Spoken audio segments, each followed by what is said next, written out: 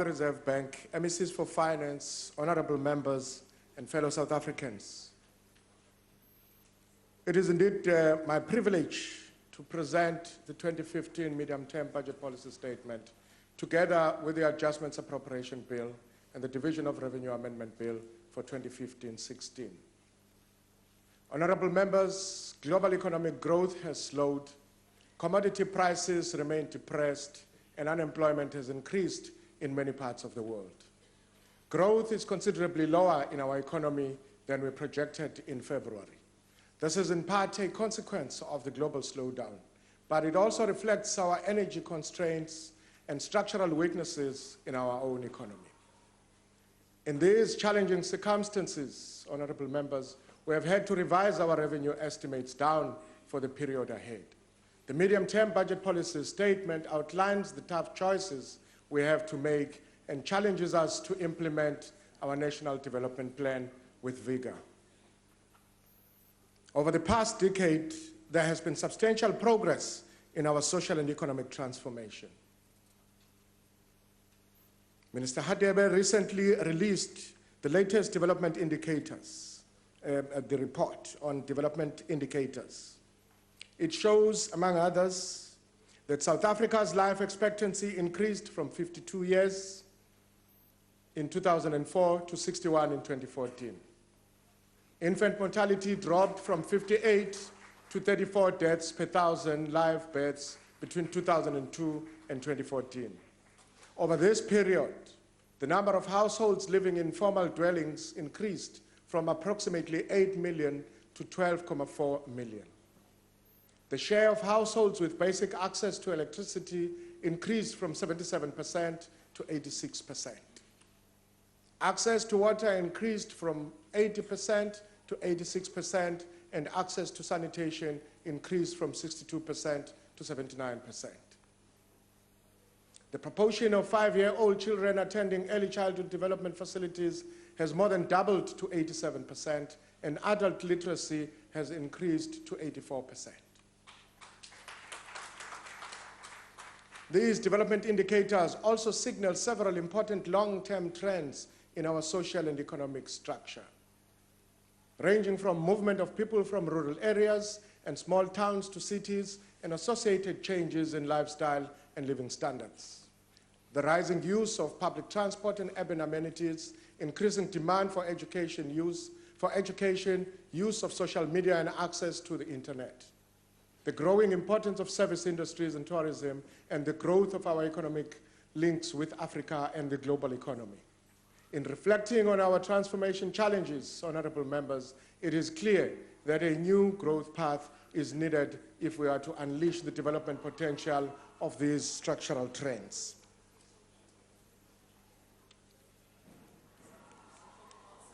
Building houses, honorable members, is not enough.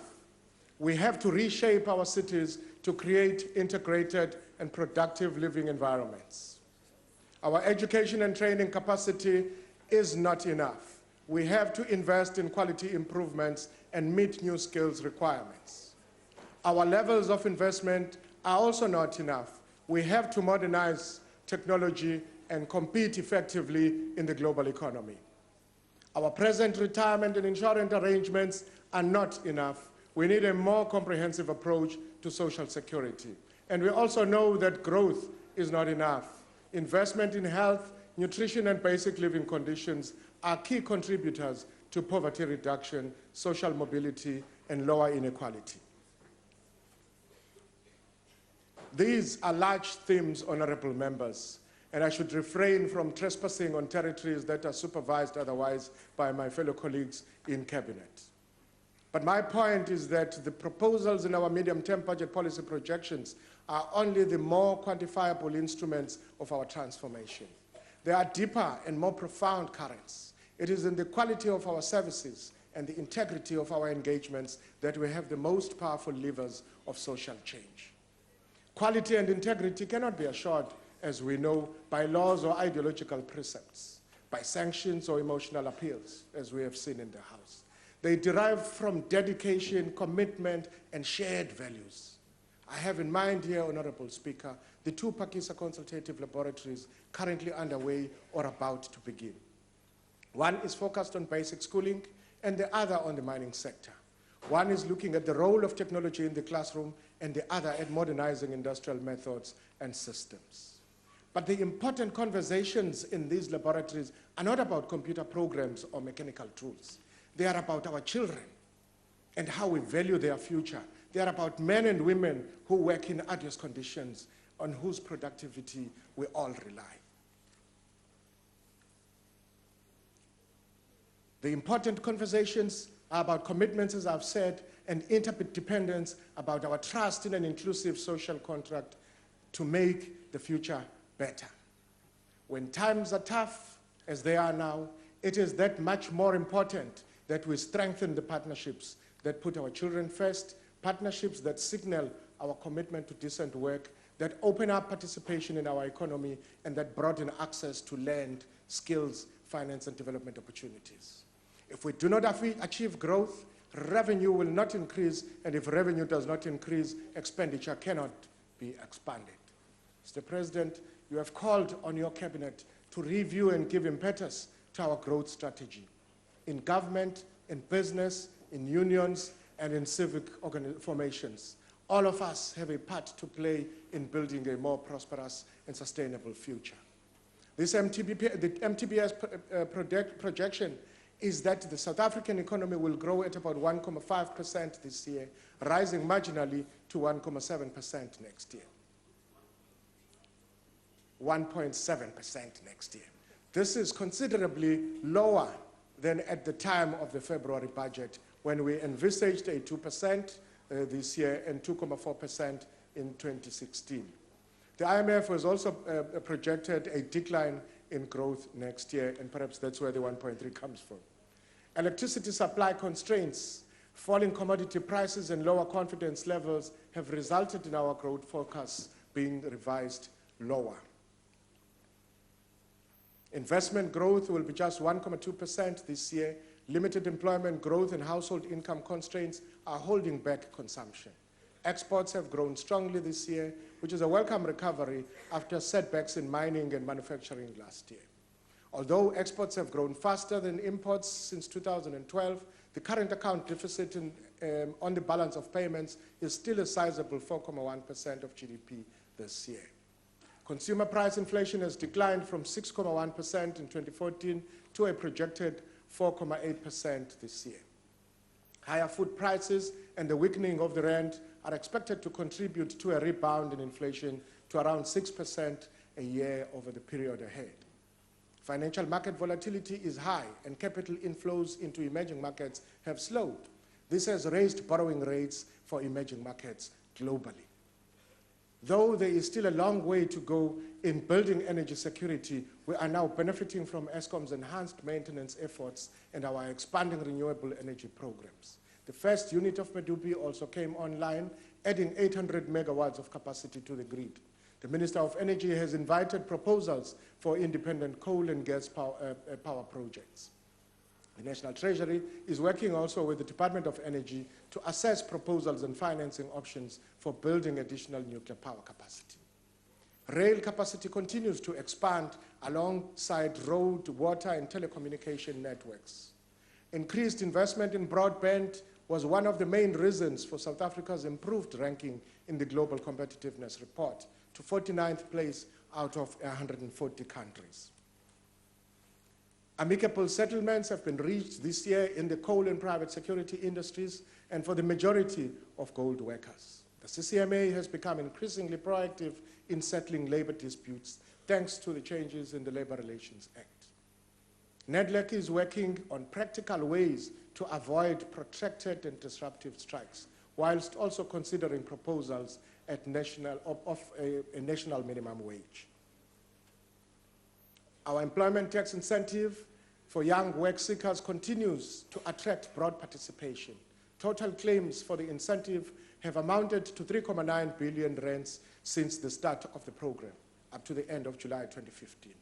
It has been claimed by over 36,000 employers for over 250,000 workers. There has been active debate around its impact, and the ETI will be carefully assessed in due course. recognizing that all programs and incentives should be evidence-based and continuously evaluated. This will complement research by the Davis Tax Committee on the role of incentives in the corporate tax system. Honorable members, bold action is needed. Restoring the momentum of growth requires policy certainty, confidence and trust shared between government, business, workers, and households.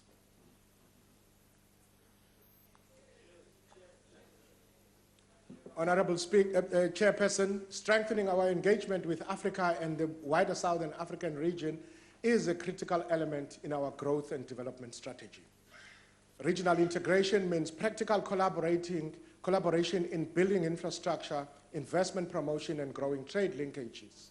In order to fast-track key projects, we have introduced a project preparation and development facility for the SADC, managed by the Development Bank of Southern Africa. Feasibility studies have recently been approved for a project to improve South Africa and Zimbabwe's access to Mozambique's hydropower capacity, and a major rail project to link Zambia, Angola, and the DRC. South Africa continues to use its membership of the G20 to support international cooperation in lifting growth and reducing global inequality. We welcome the detailed and wide-ranging commitments made by the global community in the 17 Sustainable Development Goals for the next 15 years and the related agreement on financing for development.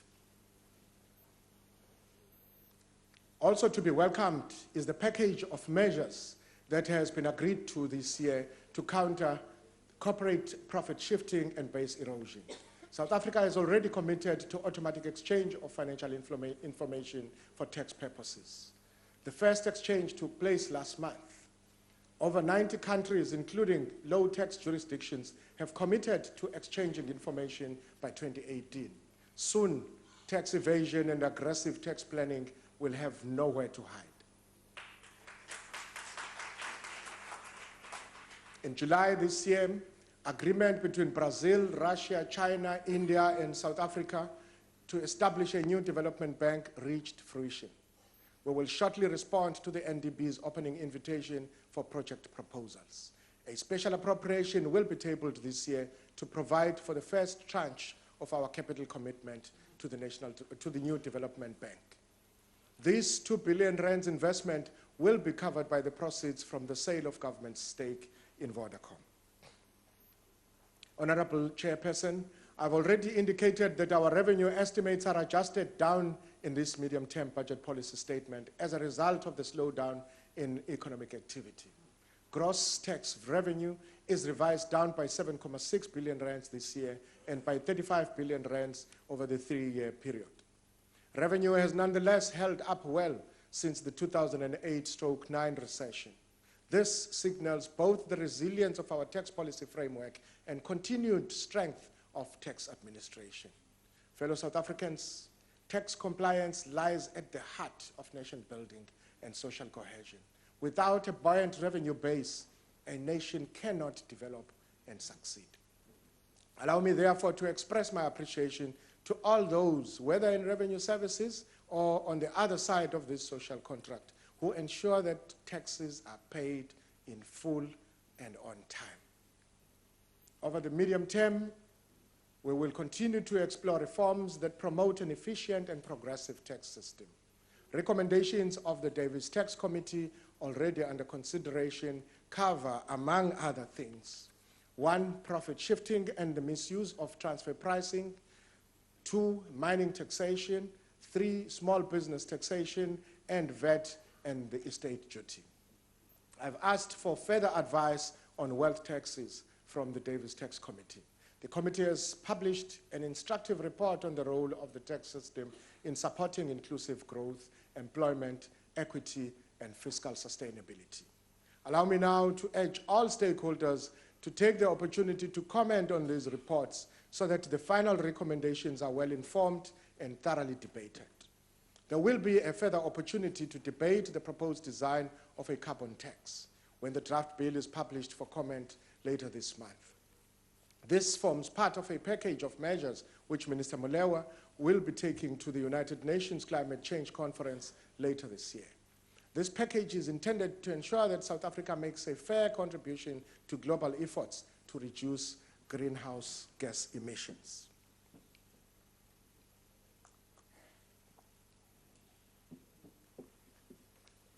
Honorable members, our central fiscal objective over the period ahead is to stabilize debt as a share of GDP.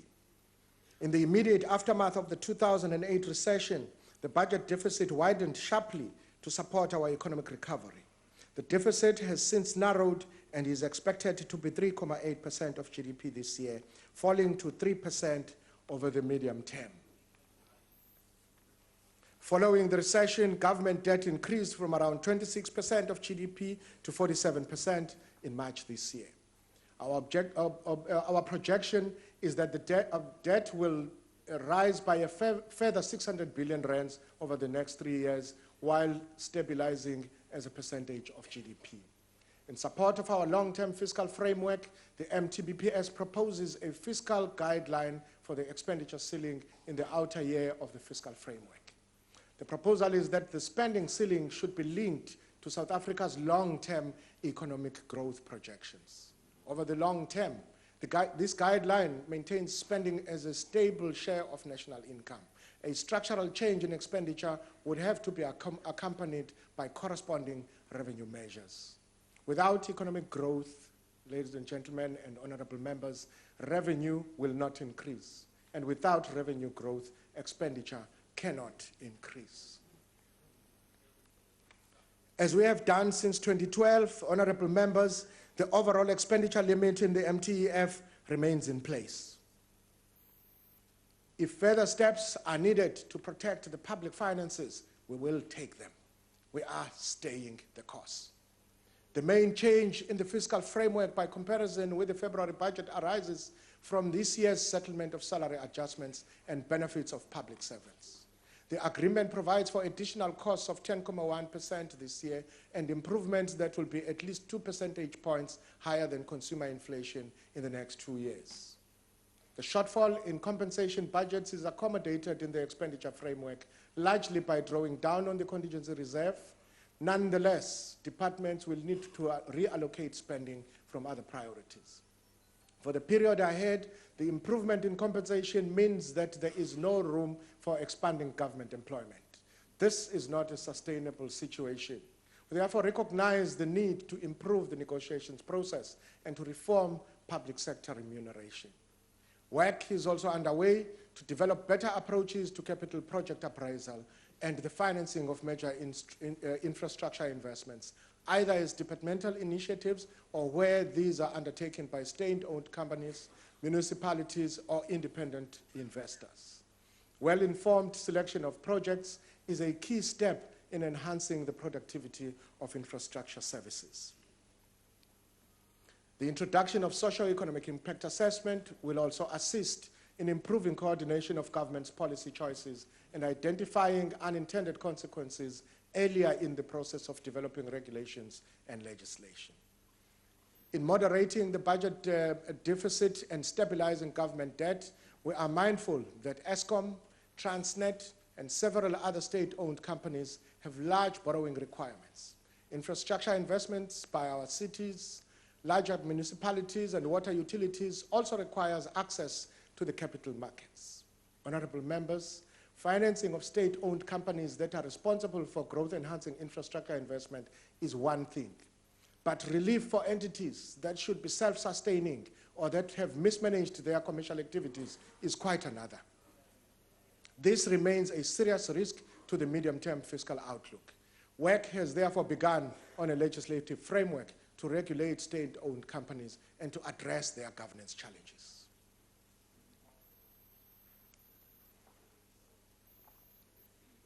The main budget is the largest part of the consolidated fiscal framework over the MTEF. National departments are allocated around 47.5% of the main budget, with provinces just over 43%, municipalities coming in at 9%. And as we know, provinces account for 70% of all public service employees. They therefore have to make substantial adjustments to accommodate the increased cost of the wage agreement. To assist with adjustments, 3.8 billion rands is added to the provincial equitable share this year, and a further 49 billion rands over the medium-term expenditure framework. However, this will not fully fund the shortfalls. Provinces will still have to seek further cost efficiencies in order to maintain service levels. Provinces have already taken steps to contain costs. Personnel numbers have declined by about 2% since 2012, including a reduction of over 10,000 since the start of this financial year. Provinces spending on non-essential goods and services like advertising, travel, and consultants continue their downward trend.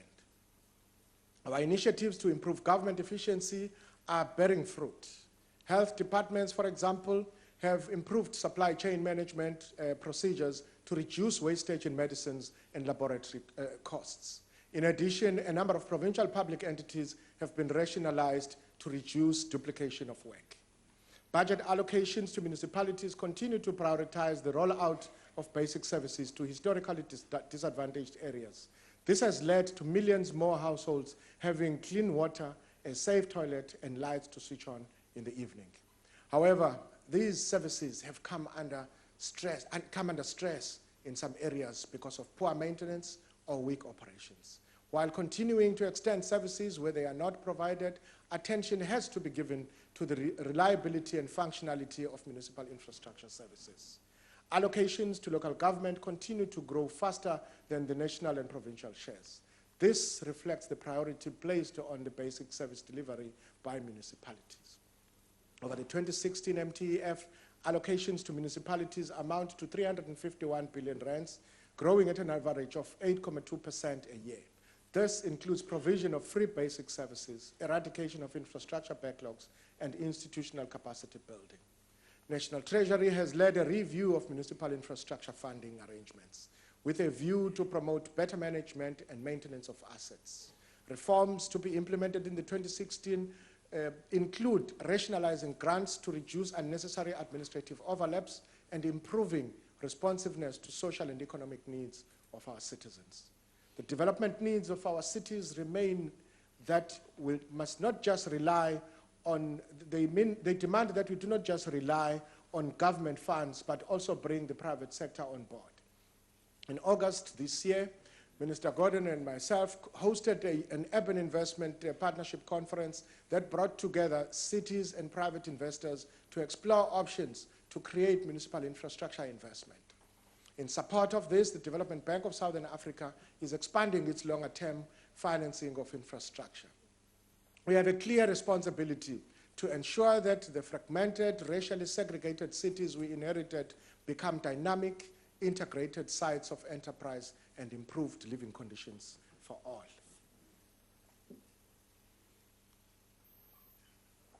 Honorable President, the key priorities of your administration remain at the center of our medium-term expenditure plans. Education and skills development account for the largest share of spending. Health services, social protection, infrastructure investment, and support for job creation are also prioritized. Government spending is set to grow at 7.2% a year over the medium term, remaining above inflation. The allocations we are proposing today are guided by the 2014 to 2019 medium-term strategic framework and its 14 outcomes. Government proposes to allocate 313 billion rands to capital spending and housing over the MTEF period, with around 165 billion rands allocated for community infrastructure. Another 229 billion rands will be transferred to municipalities for infrastructure projects. Our social assistance grant program is central to the relief of poverty and vulnerability. Approximately 16.7 million South Africans receive social grants currently. With effect from this month, the old age and war veterans and disability and care dependency grants are increased by 10 rands to bring the annual increase in line with the long-term inflation. Over the 3-year period ahead, nearly 13 billion rands will be added to social assistance budgets. Additions, continue, members. Thank you. Additions to health expenditure will further strengthen our response to HIV and AIDS and scale up interventions to address TB.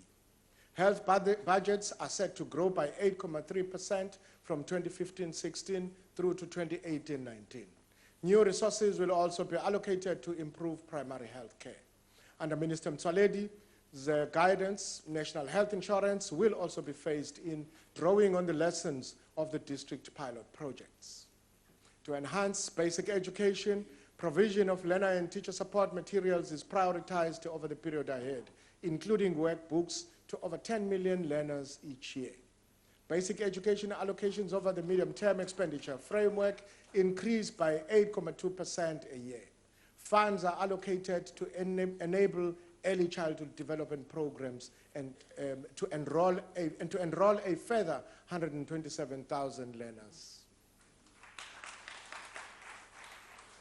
Honorable members, we have been reminded this past week of the challenges of financing the expansion of further education and university opportunities. It needs to be said that disruption of learning is not constructive, neither is disruption of parliament. But Minister Nzimande has rightly indicated the need to strengthen student financing further and to find solutions where current arrangements are inadequate. And government is seized with this matter. Allocations to public employment programs over the next 3 years amount to 37 billion. This will allow the expanded public works programs to create about 6 million short-term jobs. By 2017, the community works program will exist in every municipality. Support for enterprise development over the period ahead includes 24 billion rands in tax incentives and 16 billion rands in direct funding to support industrialization. These initiatives include the Manufacturing Competitiveness Enhancement Program and the Automotive Production and Development Program. Special economic zones will also receive continued funding, including new zones in Free State and Gauteng. A review is proposed to assess the impact of fiscal incentives on economic growth, productivity, competitiveness, the balance of trade and employment.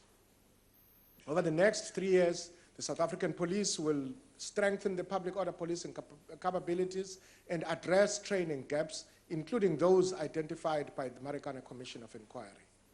The South African Human Rights Commission, the Public Protector, and the Office of the Chief Justice receives additional allocations over the MTF to address capacity challenges. Substantial additional allocations are also proposed for national and provincial roads over the period ahead. This includes a fiscal contribution for the Gauteng Freeway Improvement Project to compensate for the reduced user charge dispensation, half of which will be recovered from the province of Gauteng. Over the period ahead, there will be a strong focus on building partnerships with the private sector to boost inclusive growth and job creation in South Africa's cities. Government will continue to support municipal planning and implementation of urban development projects to catalyze spatial change. These include the Konubia and Warwick Junction projects in eThekwini, the sleeper site development in Buffalo City, and the redevelopment of Athlone Power Station in Cape Town. A revised capacity building initiative aligned to the Back to Basics strategy will be targeted at municipalities in 27 priority rural districts. And grants to rural areas continue to support municipalities to eradicate backlogs in access to services, increase mobility, and create opportunities to grow local economies. This medium-term expenditure framework will provide assistance to municipalities that will be merged after the 2016 local government elections for the administrative costs involved. Now, let me take this opportunity to remind councillors and officials that we expect financially responsible budgeting and expenditure management during the run-up to the elections. Guidance in this regard will be issued by the National Treasury. In all of these initiatives, honorable members, the quality and integrity of governance are critical elements in achieving the outcomes we seek. As this year's winner of the Nobel Prize for Economics, Professor Angus Deaton puts it, and I quote him, "The absence of the state capacity, that is, of the services and protections that people in rich countries take for granted, is one of the major causes of poverty and inequality around the world. Without effective states working with active and involved citizens, there is little chance for the growth that is needed to abolish global poverty, close quote. Honorable Speaker, alongside the medium-term budget policy statement, I'm tabling the adjustments appropriation for 2015-16 today. The salary adjustments of 1.2 billion rands for the national departments and 3.8 billion rands for the provinces is the main revision of the expenditure estimates for this year. Other significant adjustments are as follows: 720 million rands for the Department of International Relations and Cooperation to compensate for the depreciation of the rand, 1.2 billion rands in spending financed out of monies paid into the National Revenue Fund from departmental activities, 1.6 billion rand in rollovers from unspent balances in 2014-15, including delayed payments to municipalities with unresolved utility arrears. 1.1 billion rands in additional transfers of skills levy revenue to sector education and training authorities and the National Skills Fund. Further details are provided in the adjusted estimates of national expenditure. Two substantial allocations that were not provided for in this main budget in February are dealt with in the special appropriations. The first is the 23 billion rands allocation to ESCOM, which has already been enacted by this House, and the second is the 2 billion rands allocation for the New Development Bank. These have been financed through the sale of government shareholding in Vodacom, as I've indicated. After taking into account revised revenue estimates, the expenditure adjustments and projected savings, the main budget deficit for 2015-16 is 176.3 billion rands. And when taking into account the balance of social security funds, public entities and provinces, the projected consolidated budget deficit is 3.8% of GDP, which is slightly less than the February estimate. In the February budget speech, I emphasized the urgent need for improved efficiencies and effectiveness in public procurement. I indicated that modernization of supply chain management would target better use of technology, and since then, much has been achieved. Government's e-tender portal has already been established, providing a single point of entry to business opportunities with government. This enhances transparency and reduces the time and cost of accessing tender documents.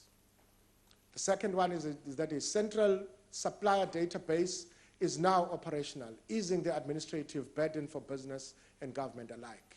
More than 20,000 suppliers have already registered, and a total of 9,500 have been verified since the 1st of September 2015. I urge all suppliers to register before the 31st of March. The database provides information on commodity prices by locality, right down to municipal ward level. The transversal contract for learner-teacher support material has been completed. The highest contract price is for stationery at grade R, which is 115 rands per learner, inclusive of packaging and delivery. And the cost of other grades is below 100 rands. And we've worked with Minister Motshekga to reduce this to this level. This month, we launched a buying site for high-volume, low-value items, which is similar in design to commercial e-commerce sites. Supply chain management practitioners can now purchase routine items through the web at www.gcommerce.gov.za. A consolidated procurement bill is being developed to rationalize the more than 80 legal instruments, guidelines, and instruction notes that currently apply. A framework has also been developed to standardize public procurement reporting, supported by a training program for responsible officials. Further enhancements that support SMMEs in the area of electronic bids, quotations, and technologies will also be implemented in 2016-17. Tender documents will be made user-friendly and easy to comprehend. The number of documents needed for a tender will be reduced, and they will be customized to reflect the diversity of procurement processes. For instance, buying a filing cabinet is different from hiring an advisor or building a school. Public procurement, honorable members, is big business. The South African public sector spends over 500 billion rands a year on the procurement of goods and services. Making better use of technology is therefore important. but it is not enough. Reform of supply chain management will remain a central priority to generate short and medium-term savings, but more importantly, to bring value for money and to combat corruption. In December 2013, the National Treasury issued an instruction on cost containment measures relating to consultants, travel and subsistence, entertainment, catering, and events. We are now in a position to report on the impact of this reform.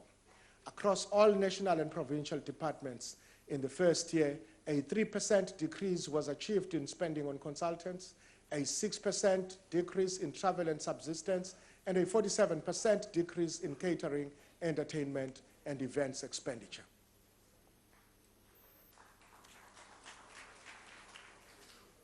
That was not enough. Preliminary budget data indicates that there will be further reductions in these categories of spending over the medium-term expenditure framework, contributing both to value for money and improved public service delivery.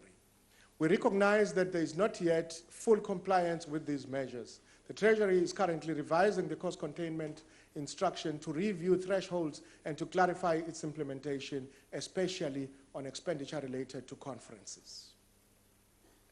Honorable members, improving the quality of financial services is a key element in our strategy for inclusive growth.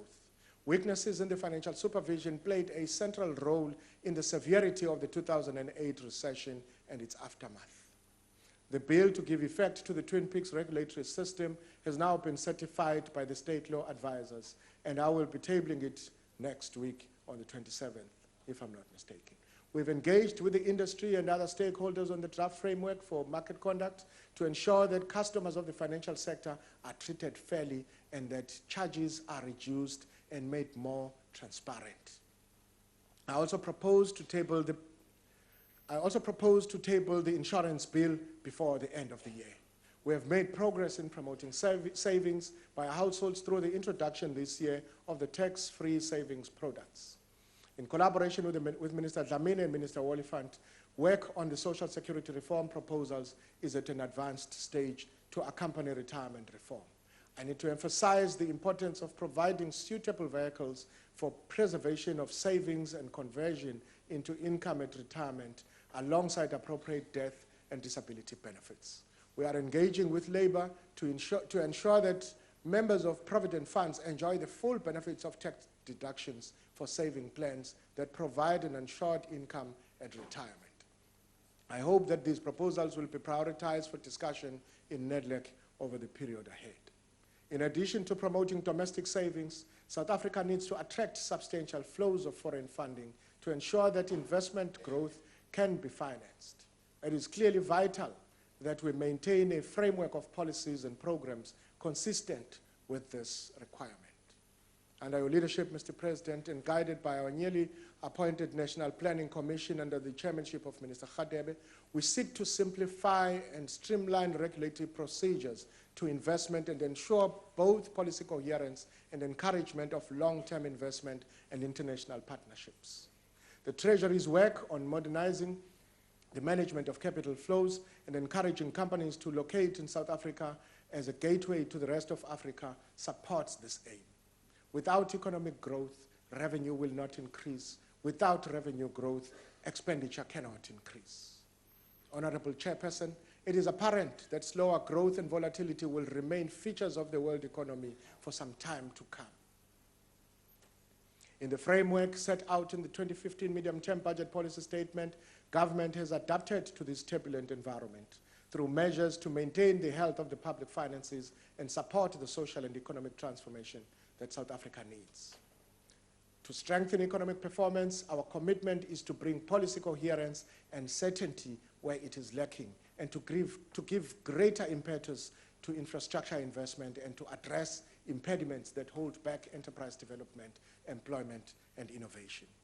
To build the energy capacity, water and transport networks, and communication systems we need, we are mobilizing capacity of state-owned companies and the private sector alongside departmental and municipal initiatives. To ensure that public debt remains affordable, the public expenditure ceiling is maintained while protecting our flagship social and economic programs. To improve living standards and accelerate social development, we are working with municipalities to strengthen planning and concentrate investment in urban hubs and economic growth zones. More dynamic cities, new businesses, trade opportunities, and better transport systems also mean stronger linkages with the smaller towns and growing market opportunities for agriculture and rural enterprises. To enhance state capacity and the quality of integrity of governance, our financial management and procurement reforms will be reinforced while stepping up public sector training and institutional renewal. To unite South Africans behind more rapid implementation of the National Development Plan, we are working with the business sector, organized labor, social stakeholders to maintain a stable labor relations environment, improve confidence, and promote broad-based development. In concluding, I wish to thank you, Mr. President, and the Deputy President for your guidance and leadership, and all Cabinet colleagues for their understanding of the challenges that we confront. The Ministers' Committee on the Budget has energetically engaged with the issues. Deputy Minister Jonas has always been cheerful, even in the toughest discussions, and the MECs for Finance share diligently in the work of overseeing our public finances. A special thanks also to the Auditor General, Mr. Kimi Makwetu, SARS Commissioner Tom Moyane, Governor Lesicha Khanyago at the Reserve Bank, the boards and executive heads of our Development Finance Institution, and the Financial and Fiscal Commission and the Financial Services Board. I greatly value the support of NEDLEC and its constituency representative, and the chairs of the Standing and Select Committees of Finance and Appropriations, Honorable Yunus Karim, Honorable Cheryl De Beer, Honorable Paul Mashatile, and Honorable Seiso Mohai. I'm also indebted to the Director General, Lungisa Fuzile, and the staff of the National Treasury and the Ministry for their tireless efforts. The support of my family is also an incalculable blessing. Mr. President, we're pursuing a new growth path to expand participation and adapt to the changing realities of the global landscape. And in the past, though times are tough, we can create a better future working together. Within an affordable medium-term expenditure framework, we will build a more prosperous and equal South Africa, sustaining progress even in the slow growth world and environment. As we achieve more rapid growth, our revenue outlook will improve. As revenue increases, our expenditure on public service delivery will grow. I hereby, again, as I had said at the beginning, table for consideration by this House the medium-term budget policy statement, the adjusted estimates of national expenditure, the adjusted appropriation bill, and the division of revenue amendment bill. Thank you very much. These are the documents. Thank you very much, Minister.